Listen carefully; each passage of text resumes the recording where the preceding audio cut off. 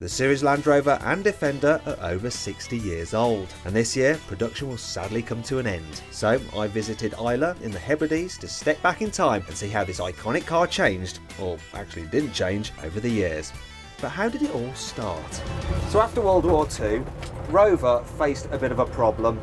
You see, people weren't going to be buying luxury saloon cars because no one had any cash. And Rover had this huge workforce that it had amassed during the war effort, so it needed to come up with a new product.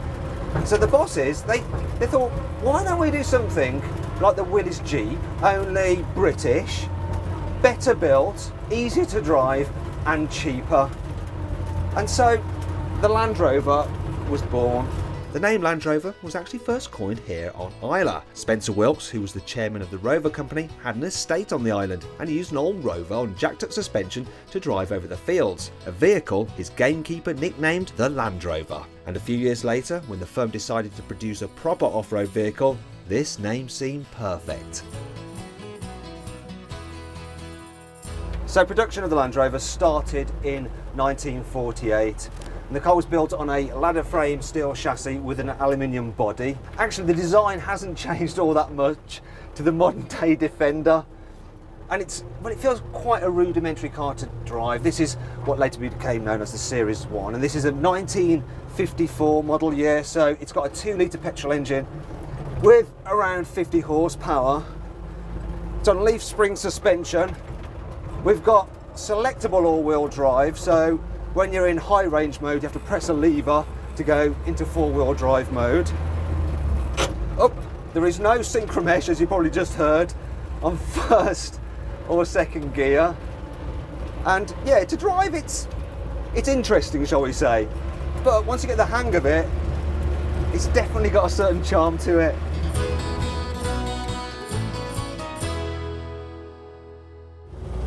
So I'm now in a Series 2 Land Rover, and it was introduced in 1958, and generally, mechanically, it was very similar to the Series 1. However, externally, it was quite different. So the body now had a shoulder line, so it has that distinctive Defender shoulder line that we're used to on the current car. Inside, it had a bit more space, low capacity was up as well. And there's some mod cons as well. You could get it with door cards as an option, you could get it with door mirrors as an option, and it was designed to be a little bit more user-friendly for the farmers that drove these things.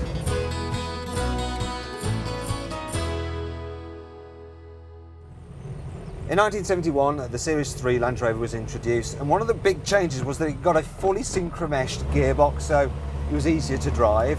Also, there's some changes inside. For instance, the speedometer and the instruments were moved in front of the driver.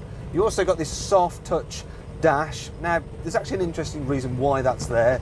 You see, for German legislation, Land Rover had to fit a crash bar across the front bulkhead, and so they decided they wanted to cover this up, and they did that by fitting this dash. There's a similar story to the outside of the car as well, because traditionally the Land Rover had its headlamps in the middle of the grille, but for Belgian legislation they were moved to the outside of the wings. This particular car I'm driving is a 109 station wagon. It's a 1980 car, and it's powered by a 2.25 litre petrol engine with around 78 brake horsepower. You could also get a 2.25 litre diesel engine, and there was an optional straight 6 engine. Actually, towards the end of this car's life, they introduced a V8 model. Now, the V8 engine, in order to fit that, they had to lengthen the engine base slightly, so the grille moved flush with the wings, and that design was actually carried over to the later generation of Land Rover.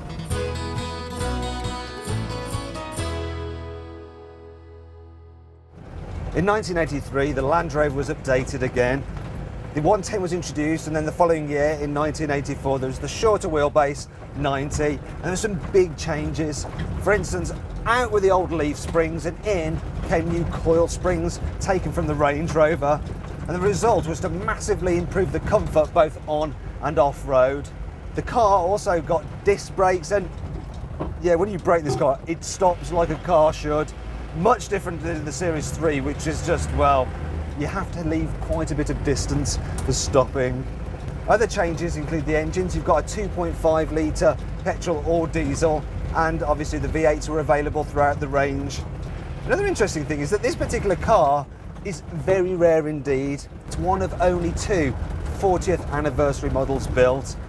It was built in 1987 to celebrate, obviously, 40 years of the Land Rover. But the then boss of Rover had a change of heart and thought, oh no, we don't want to be looking at the past, that's stupid. We only care about building for the future. And it's kind of ironic that we're here today on this trip, driving all these old Land Rovers to look at the history.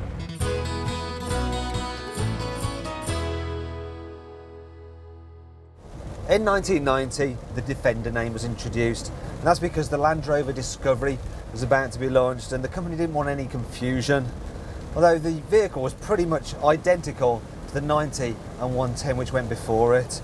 In fact, it wasn't really until 2007 that the car got a major update. So you got some different exterior trim, but more notably the interior was redesigned and made a lot more user-friendly. This particular car I'm driving now, it's a Heritage model. It's a run-out limited edition car to celebrate the 60 plus years that the Defender and its ancestors have been in production. And it features specialist green paint, which was seen on the original Series 1 Land Rover.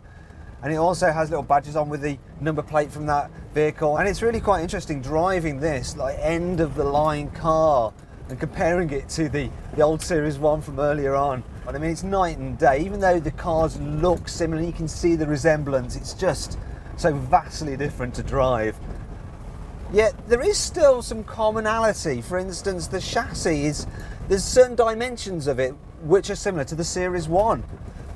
Obviously that's going to change with the new model that's coming out, the new Defender, the replacement, and then a whole new chapter in the Land Rover history will begin.